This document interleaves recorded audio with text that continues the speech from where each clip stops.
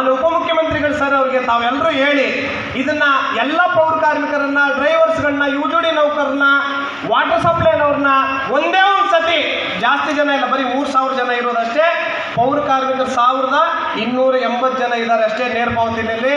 ನಮಗೆ ಪರ್ಮನೆಂಟ್ ಮಾಡಲೇಬೇಕು. ಇದು ಇರ್ತಕ್ಕಂಥ ಶಕ್ತಿ ಶಿವಕುಮಾರ್ ಸಾಹೇಬರು ಮನಸ್ಸು ಬಿಟ್ಟರೆ ಒಂದೇ ದಿನದಲ್ಲಿ ಆಗ್ತದೆ ಅಂತ ಹೇಳಿ ಈ ಸಂದರ್ಭದಲ್ಲಿ ವಿಜಯ್ ದೇವಣ್ಣ ಅವ್ರಿಗೆ, ದಿಲೀಪ್ ಸರ್ ಅವ್ರ ಕೈ ಮುಗಿದು ತಮ್ಮ ಪರವಾಗಿ ಕೇಳ್ಕೊತಾ ಇದೆ, ಪರ್ಮನೆಂಟ್ ಒಂದೇ ನಮಗೆ ಪರಿಹಾರ ಹೊರತು ನೀವು ನೇರ ಪಾವತಿ ನಮಗೆ 2 ಲಕ್ಷದ ಇನ್ಶೂರೆನ್ಸ್ ಕೊಡ್ತೀವಿ, ನಿಮ್ಗೆ 5 ಲಕ್ಷದ ಇನ್ಶೂರೆನ್ಸ್ ಕೊಟ್ಟು ನಮ್ಗೆ ಬೇಡ, ನಮ್ಗೆ ಯಾವುದೇ ಕಾರಣಕ್ಕೂ ಬೇಡ ನಮಗೆ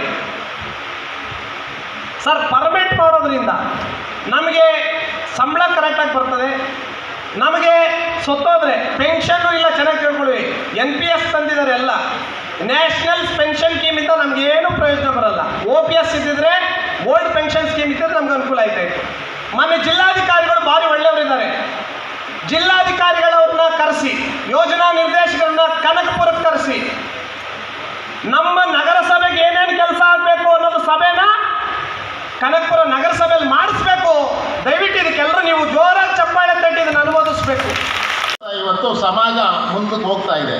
ಇದೆಲ್ಲದಕ್ಕೂ ಕಾರಣ ನಮ್ಮ ಕಾಂಗ್ರೆಸ್ ಸರ್ಕಾರಗಳು ಬಂದಂಥ ಸಂದರ್ಭದಲ್ಲಿ ಮಾತ್ರ ಈ ಒಂದು ವರ್ಗಕ್ಕೆ, ಈ ಒಂದು ಇದಕ್ಕೆ ಅಂಬೇಡ್ಕರ್ ಅವರ ಪಾಲನೆಗಳನ್ನು ಮಾಡಲಿಕ್ಕೆ, ಗಾಂಧೀಜಿಯವರ ತತ್ವದಡಿ, ನಾನು ಇದನ್ನು ಹೇಳ್ತಕ್ಕಂಥದ್ದನ್ನು ಸ್ವಲ್ಪ ಸ್ಪಷ್ಟವಾಗಿ ಅರ್ಥ ಮಾಡ್ಕೊಳ್ಳಿ. ಗಾಂಧೀಜಿಯವರ ತತ್ವದಡಿ ಅಂಬೇಡ್ಕರ್ ಅವರ ನೀತಿಯನ್ನು ಅನುಷ್ಠಾನಕ್ಕೆ ತರುವಂಥ ಕೆಲಸವನ್ನು ಕಾಂಗ್ರೆಸ್ ಮಾಡ್ತಾ ಇದೆ ಅಂತಂದರೆ ಅದಕ್ಕೆ ನಿಮ್ಮೆಲ್ಲರ ಸಹಕಾರ ಮುಖ್ಯ.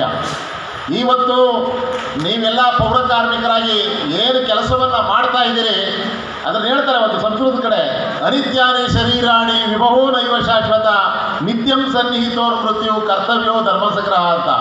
ಯಾವತ್ತೇ ಆಗಲಿ ಯಾರು ಯಾವ ಕೆಲಸವನ್ನು ಮಾಡಿದ್ರು ಆ ಕೆಲಸವನ್ನು ನಾವು ನಮ್ಮ ಸ್ವಂತ ಕೆಲಸ, ನನ್ನ ಕೆಲಸ, ಆ ಕೆಲಸದ ಬಗ್ಗೆ ಗೌರವ ಇರಬೇಕು. ನಾನು ಮಾಡ್ತಕ್ಕಂಥ ನಾನಿಂದ ಏನು ಕೆಲಸ ಮಾಡ್ತಾ ಇದ್ದೀನಿ, ನಾನು ಇಂಥ ಕೆಲಸ ಮಾಡ್ತಾ ಇದ್ದೀನಿ ಅದ್ರ ಬಗ್ಗೆ ಅಗೌರವ ಬೇಡ. ಪ್ರತಿಯೊಬ್ಬರಿಗೂ ಅವ್ರವ್ರು ಮಾಡ್ತಕ್ಕಂಥ ಕೆಲಸದ ಬಗ್ಗೆ ಗೌರವ ಇರಲಿ.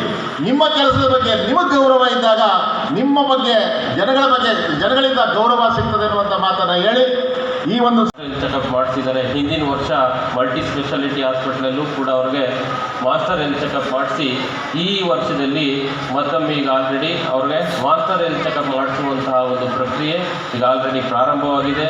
ತದನಂತರ ಅವ್ರಿಗೆ ನಾವು ಮಾಸ್ಟರ್ ಹೆಲ್ತ್ ಚೆಕಪ್ ಮಾಡಿಸುವಂತಹ ಒಂದು ಇದನ್ನು ಟೆಂಡರ್ ಮಾಡಿದ್ದೀವಿ.